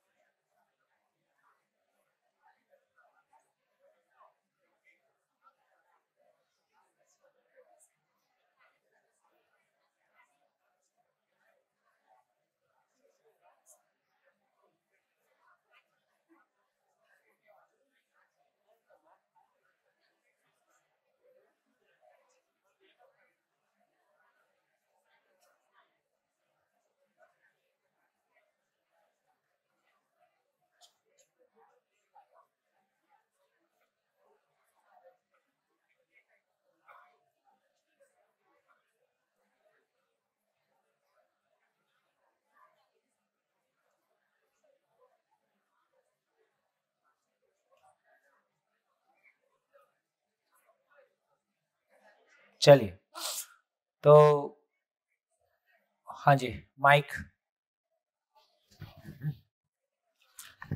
हाँ जी, 1 मिनट पहले सबसे पूछ लें कैसा रहा। हाँ, देखिए सूत्र यही कहता है, सुना हुआ सुनाने के काम आता है, समझा हुआ जीने के काम आता है। तो पहला स्टेज है अपन सुन पाए। सुन पाने का मतलब है सुना पाए। सुनाने का काम, ये भी एक महत्वपूर्ण बात है कि अपने घर में सुनाने का काम कम हो पाता है, क्योंकि अपने घर में सबकी एक दूसरे के साथ कंडीशनिंग होती है और एक दूसरे को क्या पता है और क्या नहीं पता है, और बहुत सारी पूर्वाग्रह भी होते हैं। इसलिए ये भी एक महत्वपूर्ण बात है कि अपनी गति के लिए सामाजिकता जरूरी है। से फॉर एग्जाम्पल आप कल्पना करें कि हम अपने परिवार में वीकली बैठ के या रोज बैठ के, देखो आगे वही चीज बढ़ती है जिसपे हम रोज मेहनत करते हैं, रोज कमाते हैं, रोज नहाते हैं, रोज खाते हैं, रोज सोते हैं और साल में एक बार शिविर करते हैं। इससे कल्याण होने वाला है? इससे नहीं होने वाला है। जो चीज की चर्चा आपके घर में रोज चलती है, जो चीज की आवश्यकता आपको रोज लगती है, उसके लिए रोज आप कोई मेहनत करते हो, वही चीज आगे बढ़ेगी, बाकी आपकी मेमोरी में रह जाएगी, यादों में रह जाएगी। तो सवाल ये है कि यदि इन अगले 5 दिनों में और हम किसी अच्छी जगह पहुंचेंगे, लेकिन उस टेम्पो को बनाए रखना, इसलिए विसनगर के सारे लोगों को उनके क्षेत्र वाइज अभी से गोष्ठियों में बांटा गया और अभी से वो अपने मेंटर के साथ में मिलते रहें, ताकि ये शिविर खत्म हो जाने के बाद भी वो अपने मोहल्ले में वीकली 2 घंटे के लिए बैठें। यदि हम में से कोई एक परिवार चाहता है कि हम अपने परिवार में बैठ के इसकी चर्चा करें, तो कभी किसी का मूड नहीं बनता है, कभी किसी का टाइम नहीं निकलता है। लेकिन यदि आपके परिवार में वीकली वही समय में 2 परिवार और मोहल्ले के आगे बैठते हैं, तो उनके बैठने के चक्कर में आपका परिवार भी बैठ जाता है। तो एक तो ये समझ में आया कि अपने परिवार के उद्धार के लिए सामाजिकता हमारी जरूरत है। और कई बार सूचनाएं, समाज में जब हम 4 परिवार मिलके बैठते हैं तो बहुत सारी बातें हमको कहने का भी मन करता है, सामने वाले को सुनने का भी मन करता है ना। अपने ही परिवार में कई बार वातावरण, यदि अपने ही परिवार की बात करोगे तो वहां आचरण की इंपॉर्टेंस ज्यादा है, सुनने सुनाने में थोड़ा सा कम मूड रहता है परिवार के, घर के अपने लोगों का एक दूसरे के प्रति। दूसरे परिवार साथ में शामिल हो गए तो उनको सुनाने का भी मन करता है, उनसे सुनने का भी मन करता है। तो अपने एक परिवार की गति के लिए अपने आजू बाजू के 4-6 परिवार को, 10 परिवार को इसमें जोड़ लेना। जिन परिवारों में शिविर के बाद वीकली गोष्ठी होती है वो सरवाइव कर पाते हैं, बाकी के लिए वो 7 दिन, बाकी की केवल वो यादों में कुछ दिन बाद रह जाता है। तो धीरे धीरे देखेंगे ये काम कैसे आगे बढ़े। यहाँ विसनगर में साल में 2 शिविर अभी हमने प्लान किए हैं, है ना। और ये पहला शिविर, ये दूसरा शिविर है। अगला शिविर नवंबर में फिर करेंगे। नवंबर में किन्हीं डेट्स पहले से घोषित हैं, ये शिविर की पूरा होने के पहले घोषित कर देंगे। तो धीरे से ये भी बात निकल के आएगी कि अब जो लोग शिविर कर रहे हैं, अगले शिविर में जो नए लोग आएंगे वो उनके लिए मेंटर बन सकें, वो उनके लिए सहयोगी बन सकें। तो इन 3 महीनों में, 4 महीनों में हम मिलके क्या तैयारी करेंगे, और अगले 1 आध साल में धीरे धीरे देखेंगे कि विसनगर में कितने वीकली बैठक कितनी जगहों में होने लगी है। सपोज यहाँ अभी 200 लोग हैं तो 20 का ग्रुप बनाएं तो 10 गोष्ठियां हो गई। तो देखते हैं कि इस शिविर के बाद विसनगर में 10 गोष्ठियां अलग अलग, क्योंकि 20 से ज्यादा की गोष्ठी फिर बड़ी हो जाती है। तो 20 लोग यदि एक जगह में वीकली बैठते हैं और 10 जगह विसनगर में बैठते हैं, और ये कितना लंबा चल पाते हैं, अगले शिविर तक अपने आप को खींच पाते हैं कि नहीं। तो धीरे यदि ऐसा हो पाता है तो अगले शिविर में हमारे को जो नए लोग आएंगे उनके साथ सहयोग करने का अवसर भी प्राप्त होगा। तो इस तरह से हम अपने विसनगर में एक वातावरण बनाएंगे। धीरे से अपने बच्चों की शिक्षा के लिए सोचेंगे, हमारे डॉक्टर साहब वही हैं, धीरे से स्वास्थ्य के लिए सोचेंगे। कुछ नए सिरे से सोचना होगा कि सही अर्थों में हमारे परिवार सुखी रहें, स्वस्थ रहें, और फिर भौतिक उपलब्धि के रूप में जो कुछ भी होगा एक बार समझ आएगी तो उसमें भी कुछ अच्छा काम होगा। एक छोटी सी शेयरिंग करके अभी की बात को शुरू करता हूँ। दिल्ली के किसी एक शिविर में एक माँ ने कहा कि वो अपने बच्चे से बहुत परेशान है और परेशानी उसी की गले मोल ली गई है। हाँ जी, ये माइक देखो, कोई माइक पे हाथ लग रहा है बार बार, क्या ऐसे है ना? माइक साइड में रखें और माइक बंद करके रखें। हेलो। तो एक माँ ने बताया कि उसका बेटा जब बड़ा होने लगा तो उसने बेटे को ज्ञान देना शुरू किया। बेटा ये क्या है? ये कुर्सी है। ये क्या है? मकान है। ये क्या है? गाय है। इसको किसने बनाया? भगवान जी ने बनाया। ऐसा अपने बेटे को ज्ञान दिया। एक दिन वो ज्ञान उल्टा पड़ गया। एक दिन बेटे ने पूछ लिया, माँ भगवान जी को किसने बनाया? अब उसको नहीं मालूम था। अब बच्चे को उल्टा कोर्स समझ में आ गया। अब बच्चा मम्मी से पूछता है, मम्मी ये क्या है? अब जैसी मम्मी बोलेगी कि क्या है तो बताएगा मम्मी इसको भगवान ने बनाया। मम्मी भगवान को किसने बनाया? अब हर बार मम्मी को वो उसी जगह में लेके जाना चाहता है जहां उसको पता है कि मम्मी को नहीं पता। तो ऐसे ही हमने बहुत सारी बातें की हैं। ईश्वर ने सृष्टि बनाई, अब कहाँ बैठ के बनाई नहीं मालूम, उसके हाथ पैर कितने बड़े होंगे बनाई होगी तो। ऐसी बहुत सारी बातें हम समाज में कर रहे हैं। ईश्वर जो चलाता है, बिगाड़ता है, बनाता है। आदरणीय नागराज जी का इस अनुसंधान करने के पीछे मूल प्रश्न भी कुछ ऐसे ही थे। तो कहीं वेदांत में लिखा है कि ईश्वर करुणावश जीव के हृदय में बैठ गया, अब ज्ञान पूर्वक वो मुक्त होगा। तो उन्होंने कहा कि इसको बैठने की जरूरत क्या थी, वो तो पहले से ही मुक्ति था। पे ईश्वर आत्मा पहले से ईश्वर का अंश था ही, इसको जीव के हृदय में बैठने की जरूरत क्या थी? ना ये बैठता, ना जीव भ्रमित होता, ना ये बंधन का कारण बनता, ना ये झंझट होता। बोले क्यों बैठ गया? बोले वो तो ईश्वर की लीला है। बोले ये थोड़ा सा भी समझदार आदमी सोच समझ के काम करता है। बोले सब कुछ ईश्वर करता है, सब कुछ ईश्वर करता है, मार हम खा रहे, दुखी हम हो रहे। तुम्हारी लीला है, तुम मजे ले रहे या जान जा रही। तो ये ठीक नहीं लगता है, ऐसी बातें ठीक नहीं लगती। तो हम कोई बहुत गहरी बात नहीं कर रहे हैं। मूल में जब गहरी जगह में जाते हैं हमारे पास कोई ठोस उत्तर नहीं है। तो यहाँ धीरे धीरे जो बात हमारे सामने आ रही है, तो जितना भी हमारी जिंदगी का रहस्य है, जितना भी हमारी जिंदगी का अज्ञान है, वो मोटे रूप में दो ही जगह में है।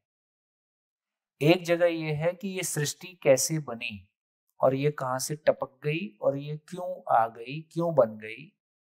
एक तो इसको लेके यही प्रश्न धर्म और अध्यात्म के लिए भी सबसे बड़ा प्रश्न है और विज्ञान के लिए भी सबसे बड़ा प्रश्न है कि आखिर ये सृष्टि कैसे बनी, क्यों बनी, इसका पर्पस क्या है। दूसरी तरफ मानव है, तो मानव में सुखी दुखी होने वाली चीज कौन है, सुख चाहने वाली चीज कौन है। तो मानव केवल शरीर है, साइंस ऐसा मानता है। ब्रेन शरीर को चलाता है, साइंस ऐसा मानता है। लगभग सभी धर्मों में ये समानता है कि शरीर को चलाने वाली चीज शरीर से अलग है। किसी ने उसको स्पिरिट कहा, किसी ने रूह कहा, किसी ने आत्मा कहा, किसी ने एनर्जी कहा।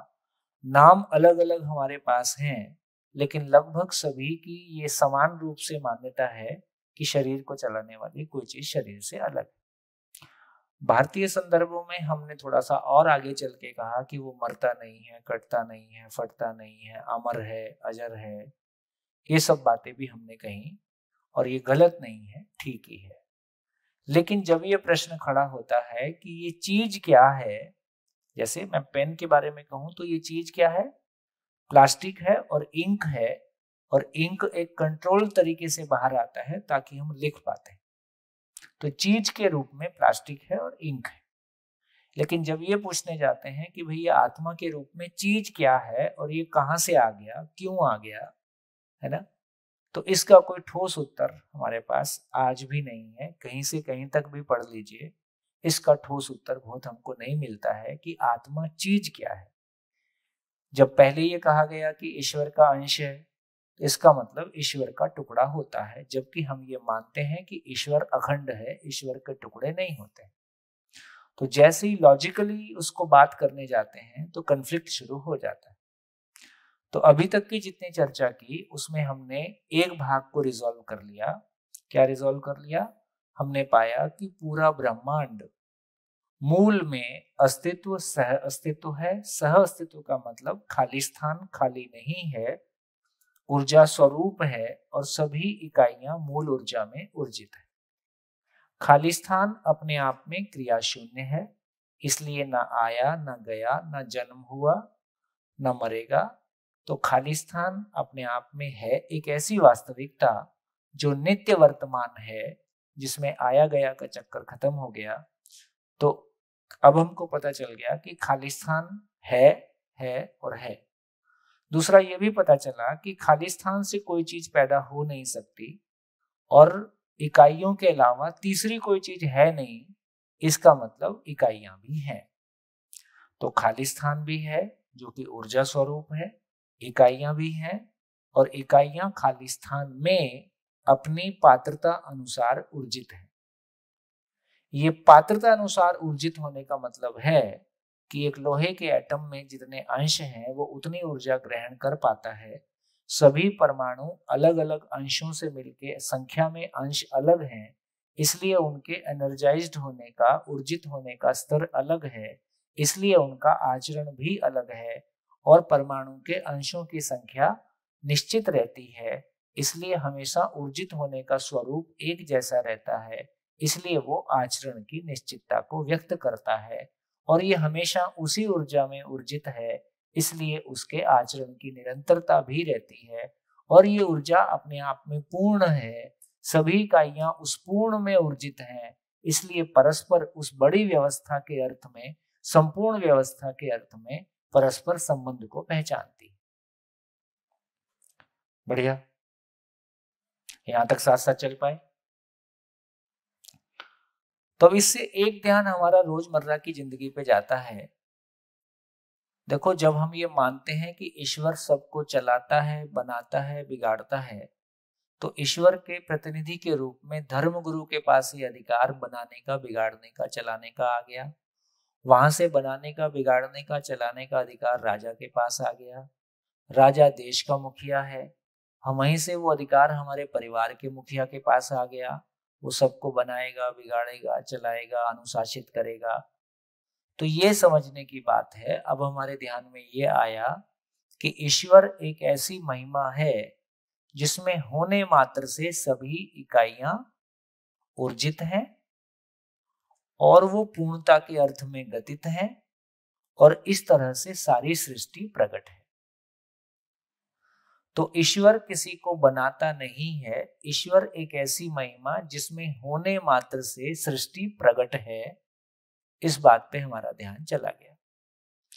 ईश्वर किसी को चलाता नहीं है, उसमें होने मात्र से सभी इकाइयां अपनी पात्रता अनुसार ऊर्जित हैं और पूर्णता के अर्थ में चलती हैं।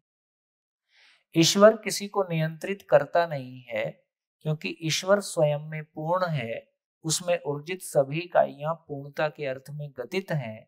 ये पूर्णता के अर्थ में गतित होना ही नियंत्रण है।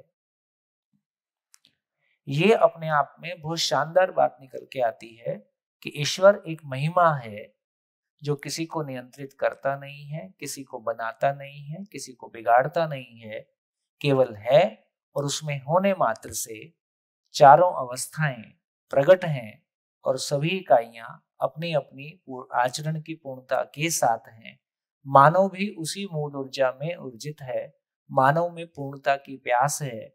इस धरती पे मानव ने अभी तक जिंदा रहने के ज्ञान को पाया है, तो जिंदा रहने के बारे में हमारी घबराहट ठीक हो गई है, लेकिन जीने का ज्ञान अभी हमारे पास नहीं है। इसलिए कितना कमाना है ये भी पता नहीं है, कैसे कमाना है ये भी पता नहीं है, संबंध कैसे निभाने हैं ये भी पता नहीं है ना। तो हमारी जिंदगी में शादी क्यों करना है ये भी पता नहीं, और बच्चे क्यों करना है ये भी पता नहीं। ये सारा काम हमारा पर्पस विहीन तरीके से हो रहा है, क्योंकि हमको अपने मानव होने का पर्पस पता नहीं है। बस इतनी पीड़ा शेष है। तो अब ये समझ में आ गया, यदि ईश्वर किसी को चलाता नहीं है, बनाता नहीं है, बिगाड़ता नहीं है, और हम सब ईश्वर में हैं, तो हमको स्वनियंत्रित होना है कि दूसरों को नियंत्रित करना है? बात ध्यान में आई? हमको स्वनियंत्रित होना है कि दूसरों को नियंत्रित करना है? स्वनियंत्रित होना है। हमको चलना है कि दूसरों को चलाना है ना? तो मूल बात ये समझ में आई कि इस पूरे अस्तित्व में सभी इकाइयां स्वनियंत्रित हैं, और उनके स्वनियंत्रित होने का प्रमाण है कि वो स्वयं में व्यवस्थित हैं और समग्र में भागीदार हैं, बड़ी व्यवस्था में भागीदार हैं, संपूर्ण व्यवस्था में भागीदार हैं। एक किडनी शरीर के साथ अपनी भूमिका को निभाती है, दिल शरीर के साथ अपनी भूमिका को निभाता है, तमाम पेड़ पौधे, पशु पक्षी धरती की व्यवस्था के साथ अपनी भूमिका को निभाते हैं, धरती सोलर सिस्टम के साथ अपनी भूमिका के साथ है, सोलर सिस्टम किसी गैलेक्सी के साथ है। इसका मतलब ये हुआ कि हर इकाई अपने आप में स्वनियंत्रित है और स्वनियंत्रण पूर्वक वो बड़ी व्यवस्था में भागीदार है। ये बात ध्यान में आई? पहुंच रही कि नहीं? बात पहुंच रही? हम क्या कर रहे हैं? हम कैसा जी रहे हैं?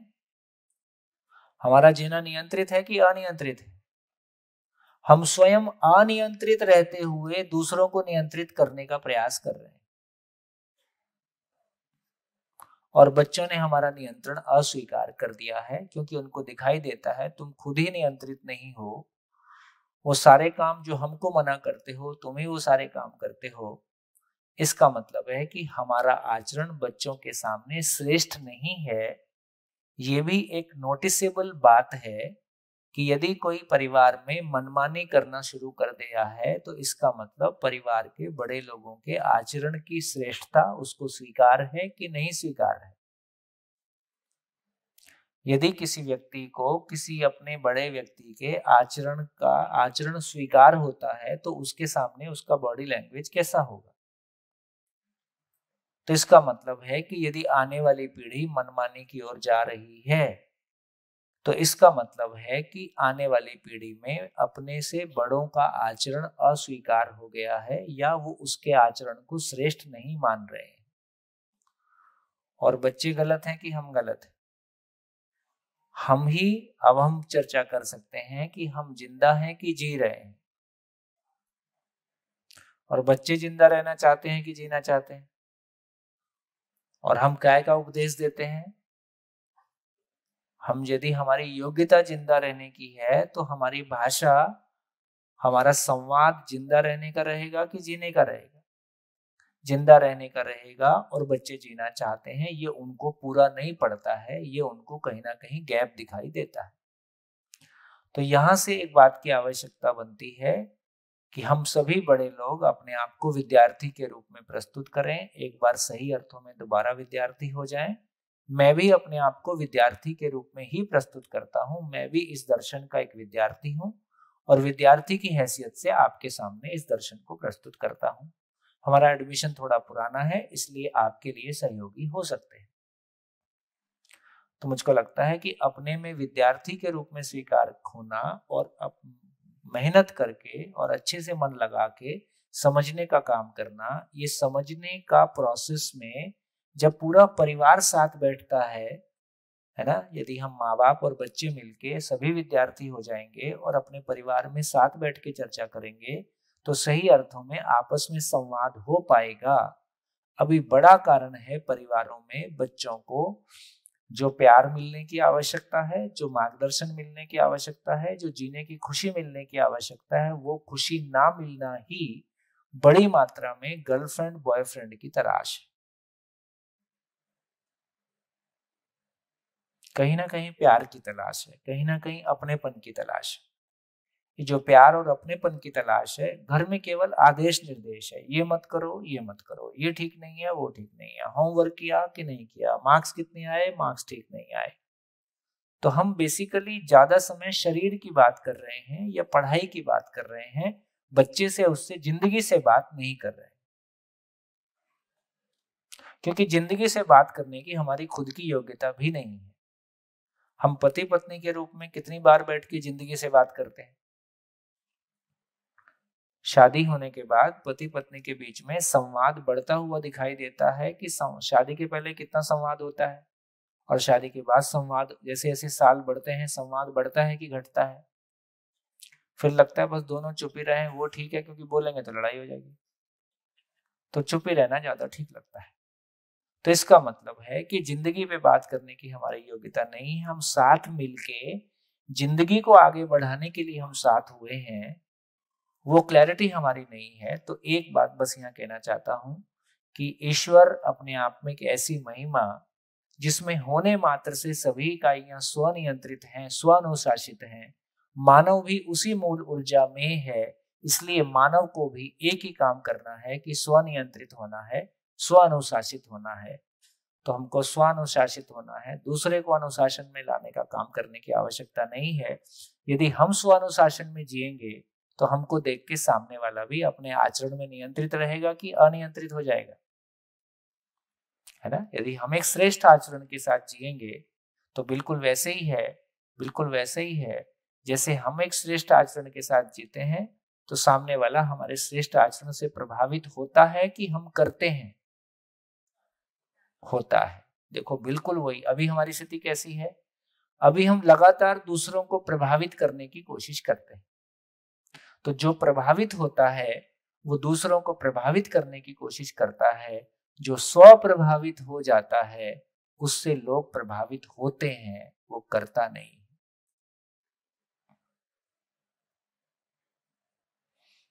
बिल्कुल वैसे ही है जैसे व्यापक वस्तु मूल ऊर्जा किसी को प्रभावित करता नहीं है, उसमें होने मात्र से इकाइयां प्रभावित। तो यदि हम भी ज्ञान संपन्न हो जाते हैं, श्रेष्ठ आचरण के साथ हो जाते हैं, तो हम भी किसी को प्रभावित करते नहीं हैं। हमको देखकर लोग प्रभावित होते ही हैं, वो भी श्रेष्ठ आचरण को पाना ही चाहते हैं। जब सामने वाला किसी श्रेष्ठ आचरण को पाना चाहता है तो हम उसके लिए सहयोगी हो ही सकते हैं, होते ही। 4 बज गए,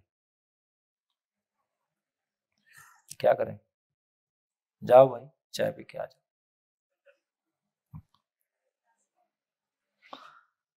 धन्यवाद, नमस्कार, फिर मिलेंगे ब्रेक के बाद।